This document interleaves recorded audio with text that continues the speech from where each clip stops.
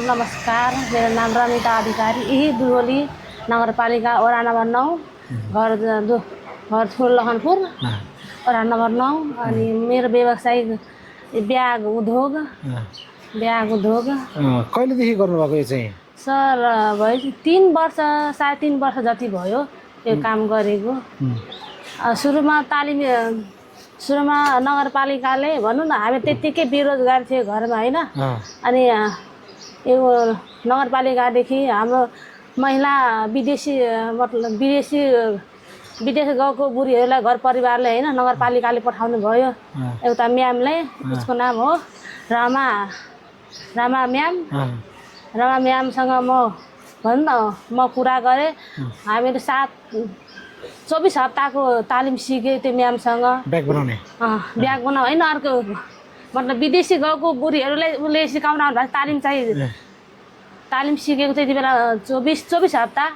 त्यसपछि त्यो तालिम सकेर हामीहरू अनि म्यामसँग कुरा गरेँ। म्याम, हामीहरू त्यत्तिकै बेरोजगारी बसेको छु घरमा, हामीहरू के सिप चाहियो अथवा के काम चाहियो भने होइन। अनि त्यो म्यामले हुन्छ, म गएर नगरपालिका एकचोटि कुरा गर्छु होइन। अनि कुरा गर्नुभयो म्यामले नगरपालिकामा आएर सर। अनि त्यसपछि म्यामले कुरा गर्नु नगरपालिकादेखि फेरि 40 जना कोता गयो हाम्रो गाउँमा। लखनपुर र खिरेनी गर्दा कति 40 जना लखनपुर, 40 जना खिरेनी, 80 जनामा कोही छनौटमा फेरि नाम आयो हामीहरूको। हाम्रो लखनपुरमा 20 जना ब्याग तालिम सिक्ने। अनि के अरे खिरेनीको 20 जना बाख्रा पालनमा गर्नुभयो होइन। तालिम पनि सिकेँ हामी। फेरि त्यहाँ त्यो पहिलो चरण, दोस्रो चरण पनि गरेँ, तालिम सिकेँ हामीहरू। त्यसपछि अनि म्यामले के तिमीहरू के सिक्ने भनेर त्यहाँ पनि गर्नुभयो, तालिममा उता देखाउनु भयो। हजुर। अनि त्यसपछि हामीहरू ल ठिक छ। अनि कतिजना 12 जना भयो। 12 जनामा हामीहरू अनि 12 जना ब्याग तालिम आयो नगरपालिकामा गरेर। नगरपालिकाले 2 महिनाको तालिम दिनुभयो यो ब्याग सिक्नलाई। यो ब्याग जस्तै ब्याग सिक्न तालिम दिनुभयो होइन। अनि हामीहरू 12 जना 2 महिनाको तालिम सिकेँ गाउँमा, ब्याग बनाउनलाई। 2 महिनाको तालिम सिकेँ गाउँमा, 2 महिनाको तालिम सिकेँ। त्यसपछि हामीहरू गर्दै गयो होइन। 2 महिनाको तालिम सिकेँ, भनौँ न सिकेँ, आधीसम्म सिकेँ। अनि फेरि नगरपालिकाले हामीलाई बोलाउनु भयो, तिमीहरू घरमा अथवा तपाईँहरू घरमा बसेर के काम छैन, बजार आउनै पर्छ भनेर। हामीहरूलाई ठिक छ। हामी 10 जना सल्लाह गऱ्यौँ, हामी सबैजना सर सल्लाह गऱ्यौँ 10 जना। अनि ल ठिकै छ, अब हामी जाउँ न त बजार। एक दिन हामी सबै साथीहरू मिलेर यता बजार आएको होइन। बजारमा आएको अनि त्यहाँ 70 पनि खोज्यो। 10 जनाले 10 जना मिलेर हामी 70 खोज्यो होइन। अनि त्यहाँ कम्तीमा कति 3 महिना 4 महिना सिकेँ त्यहाँ होइन, आफैले गरेर सबै 10 जना साथीहरू मिलेर। त्यसपछि ल होइन, हामीलाई अझै थप तालिम चाहियो, अझै हामी कम्प्लिट भएन, अझै चाहियो हामीलाई भनेर फेरि नगरपालिकामा गएर मेरो साथीहरू गएर सर नगरपालिका निवेदन हालिसकेपछि ल ठिक छ। अनि निवेदन हाले फेरि हामीहरूले 1 महिनाको तालिम आयो। 1 महिना 2 महिनाको तालिम आयो। ब्यागकै लागि सर। हजुर। थप 2 महिनाको तालिम आयो होइन। अनि 2 महिना हामीले सिकेँ 10 जना हामी साथीहरू सिकेँ। त्यसपछि ल गर्दै गयो साथीहरू, अब कोही कता होइन। म अब यो काम सिकेँ, म यो काम म गरेरै छोड्छु भनेर म हिम्मत त हारेन सर होइन। म गर्छु भनेर नै आँटेर नि ल ठिक छ। साथीहरू उनीहरू नमान्ने होइन, घरमा पनि काम छ, यता भ्याउँदैन भनेर उनीहरू छोडे। त्यसपछि म गर्छु भनेर म गरेँ एक्लै। ठिक छ। अनि त्यसपछि मसँग आम्दानी पनि थिएन, पैसा पनि थिएन सर। म कानको सुन 1 तोलाको थियो होइन सर। मैले त्यो बेचेर अनि पसलको सामान ल्याएँ होइन। यो ब्याग सिलाउनु पदार्थ ल्याउनु। हजुर। यो कच्चा पदार्थ सामान ल्याएँ काठमाडौँदेखि। यो सुन बेचेर म कानको ल्याएँ। त्यसपछि म एक्लै गरेँ सर। अनि गर्दै आएँ, यतिसम्म भएको छ होइन। त्यो मेसिनहरू पनि आफैले ल्याउनु भएको?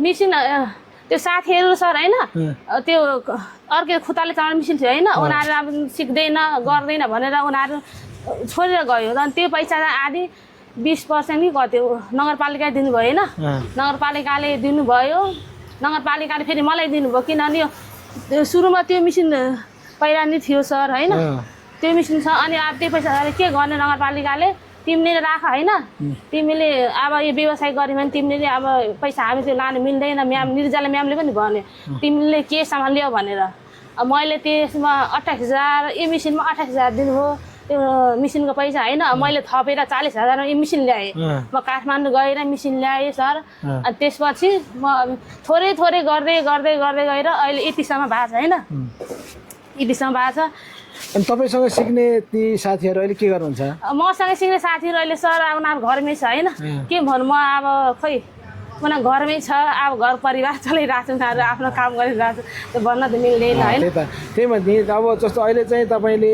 त्यहाँबाट सिक्दै जानुभयो तपाईँ सिक्दाखेरि चाहिँ यतिको गर्छु म पसल व्यवसाय गर्छु भन्ने लागेको थियो त्यतिखेर सर लागेको थिएन है अहिले चाहिँ के छ तपाईँसँग यहाँनिर कुन कुन कस्तो कस्तो भेराइटीको ब्यागहरू पाउँछ यहाँ मसँग सर म प्लसमा के अरे म आफैले स्कुल ब्याग सिलाउँछु होइन जस्तै यस्तो ब्याग भयो होइन यो स्कुल ब्याग अनि यो के अरे बोर्डिङको म्यामहरूले होइन यस्तो ब्याग चाहिन्छ त्यो मोबाइल हाल्न बोर्डिङमा होइन यस्तो पनि सिलाउँछु अनि यस्तो पनि छ त्यो सपिङको लागि सपिङको लागि यो खजा स्कुल नानीहरूलाई खजा खजा लाने ब्याग पनि यस्तो यस्तो सिलाउँछु होइन पनि सिलाउँछु अनि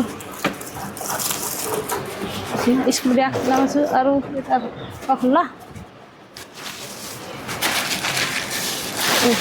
मैले आफैले सिलाएको यो ब्याग हो मैले आफैले सिलाएको यो ब्याग हो त्यो चाहिँ जस्तो अर्को मार्केटमा हेर्दाखेरि बजारिया ठुल्ठुलो कम्पनीबाट आउने ब्याग र आफूले बनाएको ब्यागमा चाहिँ कतिको मार्जिन बस्दो रहेछ कतिको सहज छ अरूसँग कम्पिटिसन गर्नको लागि चाहिँ छ नि सर अब गाह्रो छ नि बजारमा अलि अब खोइ चाइनिज ब्यागहरू अलिक सस्तोमा आइदिन्छ होइन हजुर चाइनिज ब्याग सस्तोमा आइदिन्छ अनि म आफैले पनि सिलाउँछु प्लस होइन अब अलिक ठुलोलाई त एक्लै हुँदैन प्लसमा बाहिरबाट पनि ल्याउने रेडिमेड पनि ल्याउने जस्तो अब यो बाहिरबाट पनि ल्याउने आफूले पनि सिलाउने यो लेडिज ब्यागहरू प्लस यो त लेडिज ब्याग ल्याउनु पर्यो बाहिरबाट अनि यो ब्याग सिलाउँदा कटिङहरू सबै आफैले गर्नुहुन्छ हजुर म आफै गर्छु आफैले गर्छु कटिङ मेसिन छ मसँग सर नगरपालिका दिनुभएको कटिङ मेसिन छ मसँग होइन कटिङ गर्दै यो कटिङ गरेर ब्याग सिलाउनलाई तयारी हुन्छ होइन अब अलिकता सबैलाई जस्तो अब यो चाहिँ ग्रामीण भेगमा सहर बजारमा धेरै यस्ता पसलहरू देखेका छौँ हामीले तर ग्रामीण भेगमा चाहिँ यो पसल सञ्चालन गरेर व्यवसाय सञ्चालन गर्न कतिको गाह्रो छ मान्छेहरूले आएर कतिको भन्नु कस्टमरहरूले आएर कतिको किचिज गर्छ धेरै सर धेरै किचिज गर्छ नि जस्तै अब हामीहरूलाई कम्ती 50 पनि आउँदैन उनीहरू त्यो हाफ भनेर बार्किन गर्छ के गर्नु सर यस्तै हो अब पसल जस्तो अब सिजनमा चाहिँ कति जान्छ यो जस्तो अहिले चाहिँ स्कुलको भर्खर लाग्दैछ हजुर यो सिजनमा चाहिँ कतिको आफूलाई त्यो बोर्डिङको अनि त्यसपछि अन्य विद्यार्थीहरूले कतिको लानुहुन्छ लान्छ सर धेरै नै कम्तीमा दिनमा होइन वैशाखमा त दिनमा कहिलेकाहीँ 20,000 22,000 15-16,000 दिनमा 4-5,000 त कतै जाँदैन सो अहिले चाहिँ तपाईँको यसरी व्यवसाय गरिरहँदाखेरि हजुरको घर परिवारले चाहिँ कतिको सपोर्ट गरेको छ धेरै सपोर्ट छ सर जस्तो अहिले श्रीमानले अनि घरको सास ससुराले होइन अरू माइतीहरू पक्षबाट चाहिँ के भन्छ सबैले ठिक भन्छ मेरो सबैभन्दा मेरो श्रीमानले धन्यवाद उसले गर्दाखेरि म यहाँसम्म आइपुगेको छु होइन उसकै नि साथ सपोर्ट छ उसलाई धेरै धेरै धन्यवाद अनि मेरो बुवा मम्मीलाई पनि मेरो घर अथवा मेरो घर परिवार मेरो नानीहरूलाई पनि हेरिदिन्छ मेरो माइततिर मेरो घर उता घरतिरकोले मेरो जेठाजुहरूले पनि हेरिदिन्छ त्यस्तो त सासू पनि छ सासूले पनि हेरिदिन्छ म त्यही भएर यहाँसम्म आइपुगेको छु न त एक्लै गएर कहाँ आइपुग्छु सर आउँदैन होइन अब अर्को कुरा चाहिँ तपाईँलाई जस्तो यहाँनिर कोही मान्छेलाई यहाँ पसलमा ब्याग किन्नको लागि आउनु पर्यो होइन अहिले चाहिँ दुधौलीको रामजानकी स्कुलको छेउमा हुनुहुन्छ तपाईँ हजुर कोही मान्छे आउनु पर्यो आउँदाखेरि तपाईँले ब्याग दिँदाखेरि चाहिँ के भन्नुहुन्छ यो ब्यागको ग्यारेन्टी वारेन्टी अर्थात् सिलाइदिने के छ त्यस्तो केही छ त्यस्तो अफरहरू सर अफर छ नि किन यहाँबाट मेरोबाट ब्याग लगेकोलाई एकचोटि फ्री छ सिलाउनुलाई फेरि छ ल्याउनु एकचोटि सामान हाले चाहिँ पैसा लाग्छ किनभने त्यो सामान त मलाई पनि किनेर ल्याउनु पर्छ अनि सिलाइ चाहिँ फेरि चाहिँ एकचोटि यहाँको ब्याग लगेको दिदिमै त अथवा भए पनि अथवा मैले सिलाएको भए पनि अब यो कच्चा पदार्थ ल्याउनु चाहिँ कति गाह्रो हुन्छ रहेछ तपाईँको त्यो ब्याग बनाउने सामानहरू ल्याउनु पर्छ नि त होइन अब अरू रेडिमेड ल्याउनु त गाह्रो भएन उनीहरूले प्याक गरेको रेडी ब्याग बनाएको आइहाल्छ कच्चा पदार्थ ल्याउनलाई चाहिँ कच्चा पदार्थ ल्याउनु पऱ्यो होइन झार्नु पऱ्यो यसको फेरि ट्याक्स दिनु पऱ्यो धेरै कुरा छ नि त तपाईँ एक्लै फेरि उता सामान डिल गर्नु पऱ्यो कतिको गाह्रो हुन्छ यसमा गाह्रो छ नि सर त्यो कच्चा पदार्थ सामान ल्याउन त अनलाइन त आउँदैन होइन जानै पर्यो आफै गएर छानेर ल्याउनु पर्यो त्यो उनीहरूले हालेको फेरि यस्तो नि त सर एकै ठाउँ पाउँदैन कच्चा पदार्थ सामान एउटा चिज त्यहाँ अर्को चिज त्यहाँ त्यस्तो हो कि एकै ठाउँ चाहिँ पाउँदैन गाह्रो छ नि गाह्रो छ सर अब के भन्नुहुन्छ अब स्थानीय सरकारले अर्थात् प्रदेश सरकारले के गर्दैदेखि चाहिँ यस्तो तपाईँहरू जस्तो सानो सानो व्यवसायहरू अझ धेरै फस्टाउँथ्यो के गर्दै हुन्थ्यो भन्ने लाग्छ सर अब यस्तो